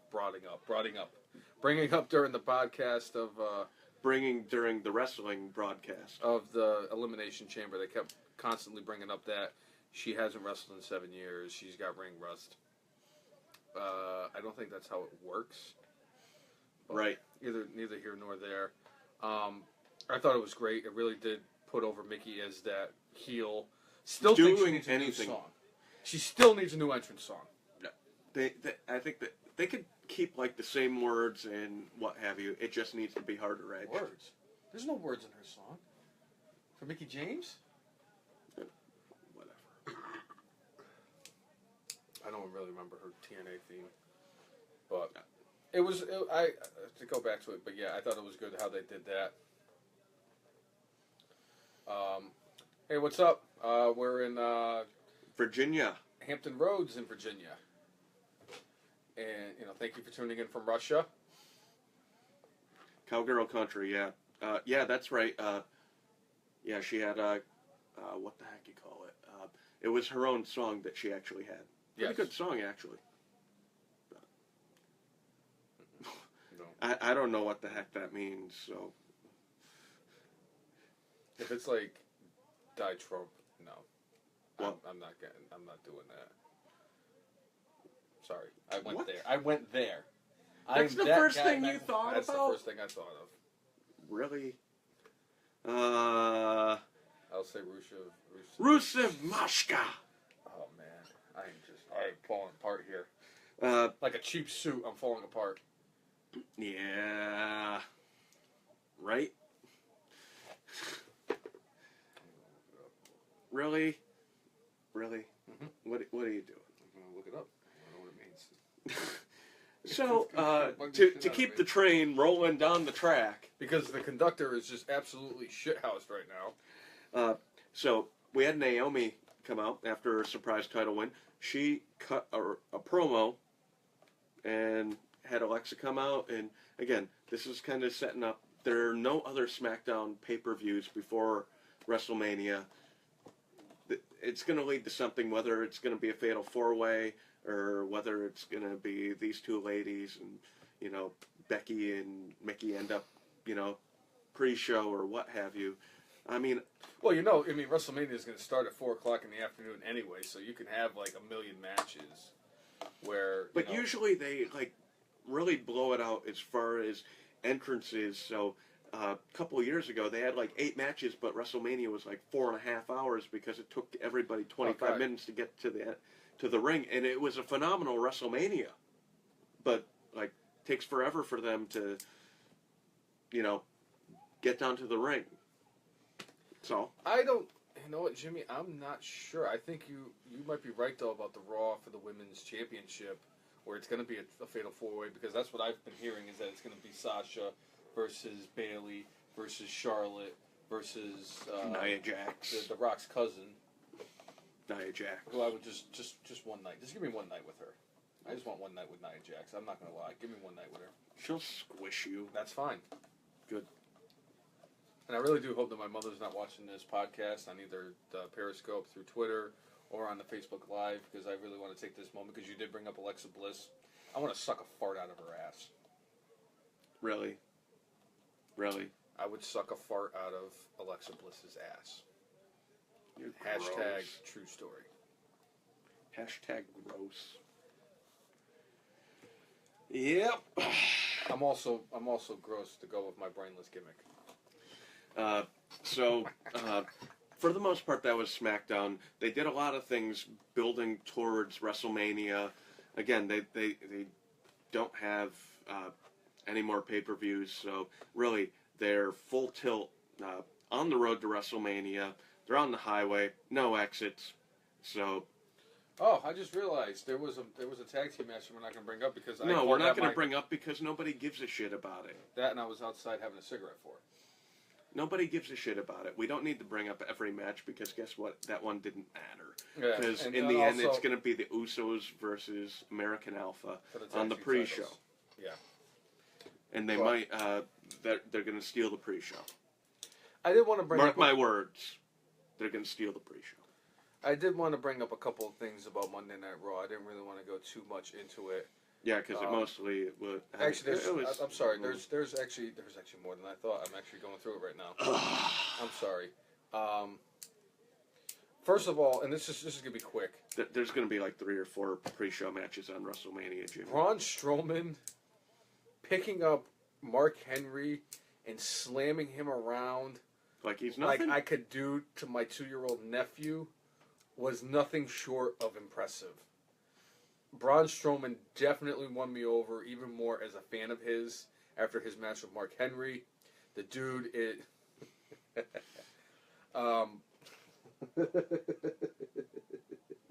Right. I need a second. That was just impressive.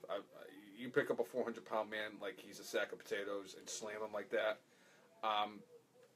It's impressive no matter who you are. Even if you're John Cena, that's still impressive. I was just impressed with Braun Strowman, and I'm just gonna keep saying impressed until you change the subject. Impressed. You know what I wasn't impressed by? The booking of the tag team champions. The The booking of the tag team champions was a fucking joke. They went against Roman Reigns, tag team champions against Roman Reigns, where they had a fucking hell of a time trying to beat one man. They beat him, and then he beat the hell out of both of them. Making your fucking tag team champions look like fucking chumps. Are we back to tag team champions mean absolutely jack shit, and the greatest single star in Vince McMahon's eyes can beat the hell out of the tag team champions? What the hell is that? He's smaller than Gallows. He's bigger than Anderson. But these guys are, the best tag team in the world. And they get freaking... They're fucking chumps. Yep. Fucking terrible. Because that makes a lot of sense. Fucking terrible. I wasn't even. That grinds my gears. I wasn't. No, I bring it up because it was fucking stupid. I bring it up because it was stupid and made no sense. I did not want to bring it up. It's one of those things that I kind of just like. I kind of like knocked it out of my memory. Did you also knock out the debut of Emelina's? Oh my God! I forgot that she did. I forgot that Emelina did debut this week, and then she came out after 17 weeks of them promoting Emelina, and she says, "It's time for the makeover back to Emma." I can't believe they freaking scrapped. They trolled us. They scrapped that plan when they went through rehearsals for Raw on Monday and said, "I don't like this idea." Well, and we asked this question on Twitter during Monday Night Raw. What was the bigger trolling moment? Was it Emelina? Was it Ava Marie? Was it Chris Jericho? And unfortunately, we weren't able to get like super specific. But when Chris Jericho came back and blowing Zack Ryder and absolutely like didn't talk for a month, or what was the fourth one? I don't know. We had 4 trolling moments, and but yeah, Emelina I know ended up winning that poll in a pretty hefty landslide. 42%. Eva Marie got 29%. Jericho got 17%, and the Funkasaurus got a whopping 12%. Oh, the Funkasaurus. Yeah, that was the one where, I mean, literally, they teased him for about as long as they did Emelina, and I thought he was going to be Brodus Clay the Monster, and he came out as the Funkasaurus. So we had that poll I did about an hour ago. Yeah. You know what? 58 votes. Sorry. For Emma, you know what? She's worked so hard to get back. For them to have a storyline for her to come back to. After she shoplifted in Hartford, Connecticut, the birthplace of this guy. But that had not too much. I mean, the shoplifting thing happened before she got injured, and Emma, like, is a heel before she got injured. I thought was starting to make some strides, and then she gets injured, and it just fucked up that whole thing. She was originally with Dana Brooke, and then Dana Brooke just kind of, unfortunately, Dana Brooke kind of got screwed over by that. But Emma, she deserves better than what the fuck that was. And I don't know, I guess we'll see where it goes, but I have little to no hopes that this is going anywhere, because the way they booked the women on Raw sucks. You got, basically 3 women who are meaningful in any way. I guess 4, But even so, there's only one that feels like, to me, Charlotte's the only one that feels like a big deal. It's not that Bayley and Nia and Sasha aren't a big deal, but to me, Charlotte's the only one that feels like it, like a big thing. Later, Jimmy. Thanks for tuning in, man. We'll see you next week. Yep. Hopefully. So, they have an opportunity with Emma to, create a women's star, yep. And they just do keep dropping the ball with her. They do shit like this. Yep. It's infuriating. I feel sorry for her. I do too. Maybe she should go and steal more stuff, because I mean, after Bo Dallas got drunk in the airport, all of a sudden he actually got a little bit of a push. Yeah. But for about a cup of coffee worth of time. I know, but it's more than frickin' Emelina. Something else I wanted to bring up was how we have a new women's champion once a fucking again. Pretty good match. Believe me, I'm happy for Bayley. I really am happy for Bayley. To me, this moment was not as big as when Bayley beat Sasha and won her first NXT title. It was a really cool moment. It was cool that Sasha worked into the match and helped her win. It was like Dana Brooke coming back in was a bit of a surprise because we haven't seen her for a little while. But again, that could be part of them building in the storyline of, you know, the Fatal 4-Way at WrestleMania. Yep. Because we got Sasha going against Nia Jax and all this jazz, so. Sorry. But I thought it was interesting that Sasha did come out. Definitely helped even the odds with Dana Brooke being out there. And then she poked Charlotte with her crutch in the boob and cost Charlotte the match and the title. I am happy for Bayley. I really am. It's a dream come true for her. I love those types of stories when it comes to WWE. When you know it's a legit fan for life. Right. Who has really fulfilled a dream, life goal, and good for her. Yeah, I agree. And there are a couple other things that went on here on Raw that, like, I thought the Cole sit down with Samoa Joe was good character building. Mm-hmm. Really established Joe as kind of a badass who just kicks ass and takes names. Yeah, so I thought it was definitely a good way to push him and make him out to be like this badass dude that's just going to beat up everybody. I think they're really handling it very well. I could see them because with the whole Kevin Owens thing before he went out for his thing that I'm actually going to bring up, and the one thing I really wanted to talk about on Raw, because it's going to lead to something else for me in this podcast, was before he had his little segment later on in the show, you see him backstage talking to Triple H, and I think that with Samoa Joe and Kevin Owens, they're going to have like this super heel faction. And they're going to be part of the Authority guys. Yeah, they could be. But with that being said, we had a WWE first this Monday. We had a festival of friendship between Chris Jericho and Kevin Owens. Fantastic moment. They really built this. They really built up this storyline fantastically. The fact that they were in Vegas and Jericho comes out with all the showgirls, glitz, they really went. They went way over the top, and it was absolutely appropriate. It was fantastic stuff. I thought it was great. They had a little thing. Jericho gets in the ring. The painting with him and Owens, like, touching fingers. Oh, like, little crap like that. You're going to take this home, man. I have an 8-year-old kid at home. He can't be seeing us like this. We're naked. Stuff like that, just fantastic. Then, I'm sorry. No. I didn't mean to go. No, I was going to say, stuff like that, like, as much as we got blocked by Owens for making a cupcake joke because he's a fat guy, a phenomenal talent as a character and in the ring, and I will never doubt that or deny that, and this whole segment was just fantastic. I agree. It was fantastic. And one thing that did happen during the segment that I wanted to bring up, we did get a return of somebody on Monday Night Raw. The return of one of the greatest wrestlers of all time, Gillberg. With the sparklers, with the fire extinguishers, he came out in full force. Kevin Owens did beat the holy hell out of him before he could even get in the ring. But Gillberg, James Ellsworth. But the return of Gillberg. I can't believe that I'm saying this in a week where Bray Wyatt won the WWE title for the first time.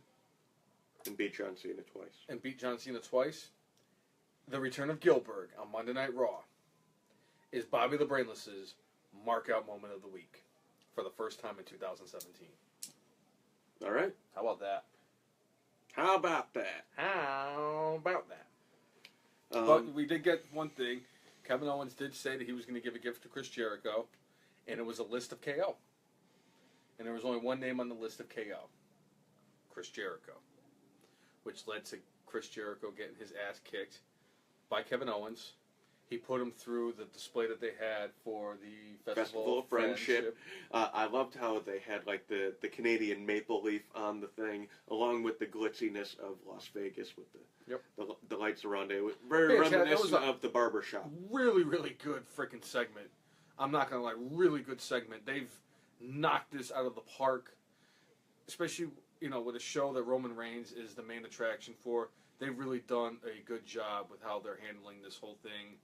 I'm glad that this happens. It's going to build up for them fighting at WrestleMania for the U.S. title and what could very well be Chris Jericho's last match in the WWE.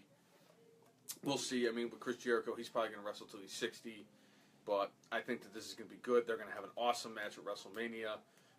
It's the first step for them to finally build towards a match from Raw towards WrestleMania. Right. Other than the fact that there's Goldberg versus Lesnar.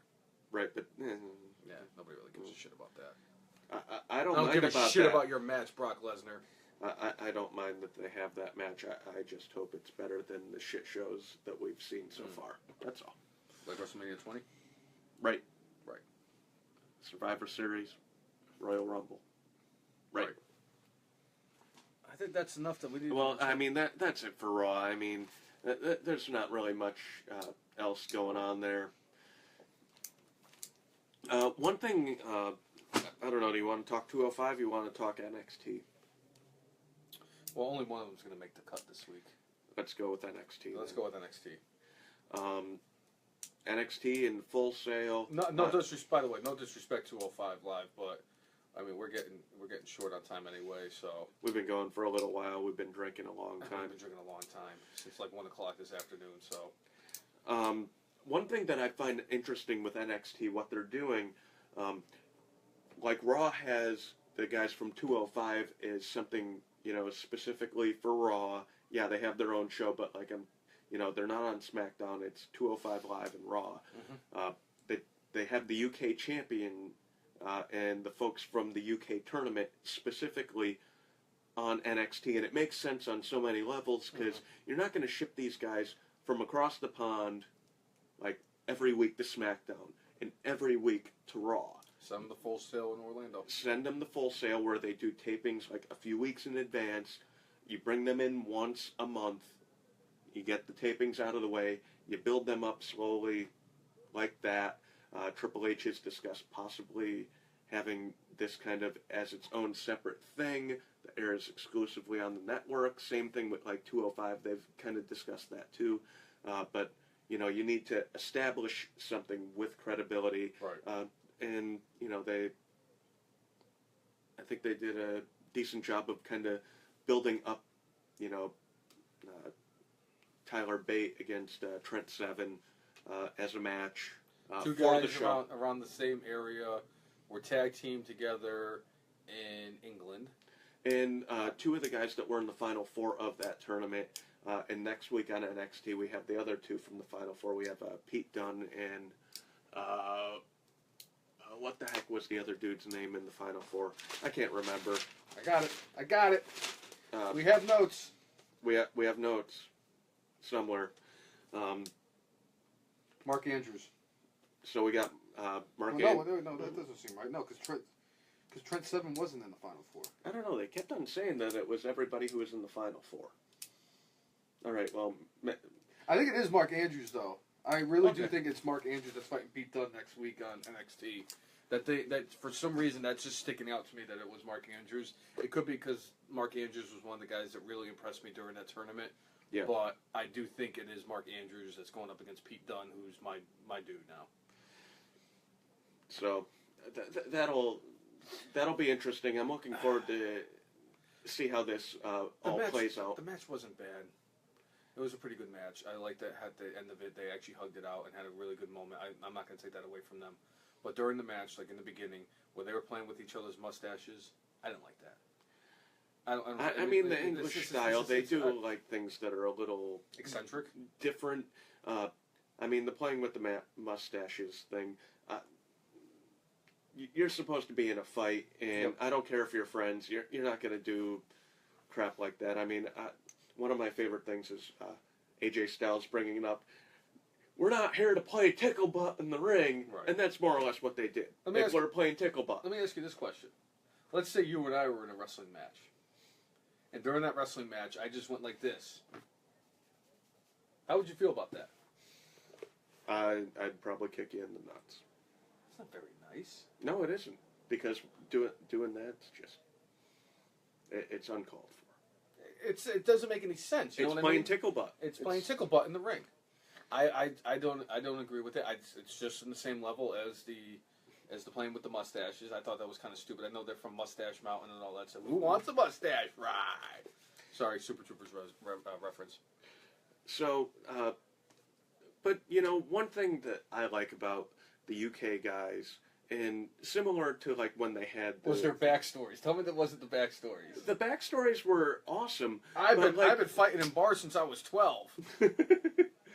But Yes! like similar to like the Cruiserweight Classic, where during Cruiserweight Classic there were things about the way they wrestled in the ring that were different than what you saw on Raw and SmackDown. When you see stuff on 205 and Raw now, they've been neutered by Vince, where like some of the things that they did were a little different are not there anymore. Like, but I saw that in this match where like when they're grabbing for the headlock, it's not just a rest hold where they grab the headlock. They grab the headlock, and then you see them, like, when the person's kind of squirming, you see them wrench deeper in and hold it tighter, and it makes it look like it's painful. It looks like it's something that actually you would not want to be in, where a lot of times when you see them putting in the headlock, it's like a fucking rest hold. This, like, it doesn't look like it's a rest hold. It doesn't make it feel like I'm watching something that's worked. It looks like something where, hey, this guy is trying to dominate this other guy, and when he's trying to get up, he can't get up because this guy's he's tightening the vice whenever shit goes down. So I like the little subtleties that they do with that. I wish they would let the 205 guys who did that during the Cruiserweight Classic bring that stuff back into the matches, but fucking Vince. Like I said, that was the only thing that really bugged me. The match was really good. And they were going to take the title off Tyler Bate. No, not yet. It's going to be Pete Dunne that takes the title off of him, though. I will. Pete Dunne, very well-defined character, despite the fact that they only had that tournament for 2 days and he had 4 matches. Yep. Thanks, Michael Cole, for reminding us of that. No, you don't say. So the match was all right. Wasn't anything spectacular, but again, a lot of this is just kind of building for the future. We also on NXT, we had the Authors of Pain against a couple of jobbers that they absolutely annihilated in about 86 seconds. Something like that. I mean, really, you don't want to make Authors of Pain, you don't want to make DIY look terrible by putting them in the ring against these 2 guys and losing again and again and again. So I get why they have them go against jobbers, on top of the fact that these guys are monsters. You want to continue to make them feel and look like monsters. So they're doing the right thing. They're definitely building up for them versus the Revival for the Tag Team Championships at TakeOver in Orlando right before WrestleMania. I'm wondering if they're going to have like a 3-way maybe. With DIY being in there. I could see that happening. Either way, it's going to be a good match. You know what I would love to see if that was the case? TLC. With those 3 tag teams. That would be interesting. It would be an interesting tag team. And not that they've built this up at all, but it'll be interesting to see what happens with Sanity, because I think the 2 guys who aren't Eric Young are going to be a tag team, and they're going to do something besides just be, anonymous henchmen. Right. So I think at some point we're going to see those guys interject themselves into the tag team scene, and I think it'll be sooner rather than later, but it's not going to be in time to be something at TakeOver. Right, I agree. So there's that. Then we had, again, kind of building up Billy Kay and Peyton Royce, Liv Morgan with a mystery partner, and mystery partner ended up being Ember Moon. And I kind of figured with, having the mystery partner and that they've been trying to build up Ember Moon that, Liv and Ember Moon were going to go over, but they had I was surprised. Billie by that Kay and outcome, Peyton too. Royce win, and they're the heel bitches, and From Australia. The one that's ugly as sin and the one that's absolutely beautiful. And Peyton Royce is the absolute beautiful one. So they had I would say for all intents and purposes it was a solid match. Nothing to go home and talk to mom about, but it was fine. It was. But it was they're watchable. building something to where Liv and Peyton Royce and Billie Kay have friction, and maybe they're creating friction with Ember Moon, and I'm wondering if I don't know, maybe Asuka gets involved with this thing at some point because she really doesn't have anybody who, Is a legitimate threat. except for maybe Ember Moon, who has not been victim to Asuka yet. Right. It's gonna be interesting to see what they do with the women's division down in NXT. But I do think it's gonna end up ultimately being Ember Moon versus Asuka for the title at Takeover, and I think this is gonna ultimately lead to Ember Moon taking the title from Asuka, your girl, at Takeover, and ultimately Asuka being called up to the main roster right after WrestleMania. that does seem to be the MO where they bring the people up right after WrestleMania. Asuka, right now, my favorite women's wrestler. If you were to tell me to pick between Mickie James and Asuka, I'll pick Mickie James. Just overall body of work. But right now, Asuka is she's phenomenal. Oh yeah. I love her. You know what? One thing I was a little shocked by: no presence of sanity in. You this don't want to episode keep them. You don't want to keep them on the show every single Well, week. it's a 1 hour show. It's not like Yeah. Raw where it's a 3 hour show And where they've- everybody gets on TV every week. And they've been on TV a lot the last last few weeks and everything. So But to to me, keep they've them off- kind of been the superstars of the show between them and Bobby Roode. So, and neither one of them was on the show. but it was still an enjoyable hour of television. And again, they kind of built up the UK Championship match. Yep. They had the cool vignettes, and I think it might have been the same vignette, or at least most of it was similar or the same to the ones that they aired during the UK tournament. Yep, I agree. So, again, enjoyable NXT, but starting to set their sights towards TakeOver. And NXT, they could take their time a little bit more because the show's shorter, and they could drag out these feuds much longer and not make it feel like, oh my God, these guys are wrestling for the 5 billionth time. Yep. It's not like seeing John Cena versus Randy Orton For the back upkeep 5 years time. ago. I mean, they had that John Cena Randy Orton match like a week ago, but that was the first time in like 4 or 5 years that they had a one-on-one match. Yep. So it's good that they have a little bit of time to build these things where it actually feels like an organic feud as opposed to like, well, where the hell did this come from? Right. I couldn't agree more. And they do the right thing down in NXT, and it does. Kudos to Triple H for the fact that you are in charge of NXT, and you're the reason why NXT is the way it is. It is the future of the WWE. So keep doing what you're doing. Well, and one thing for me, just last kind of thought for me on NXT. I have read nowhere that Shinsuke Nakamura has a legitimate knee injury.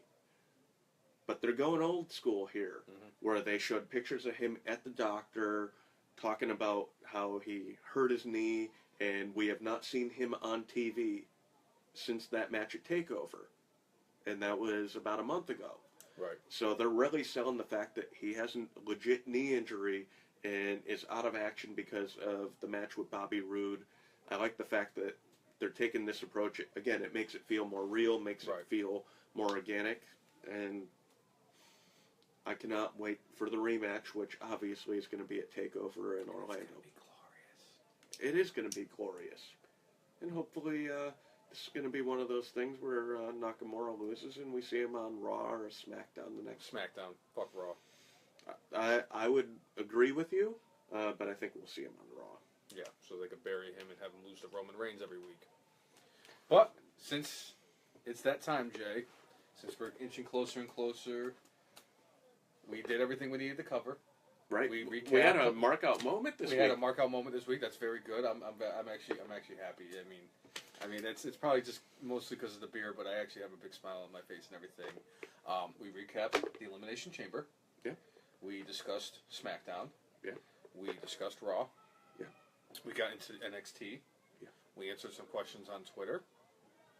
We attacked some trolls on Twitter as well. Right. Fucking trolls. Right. Is there anything left to do in the podcast tonight? Well, it's funny you should bring that up. There is one thing. You don't say.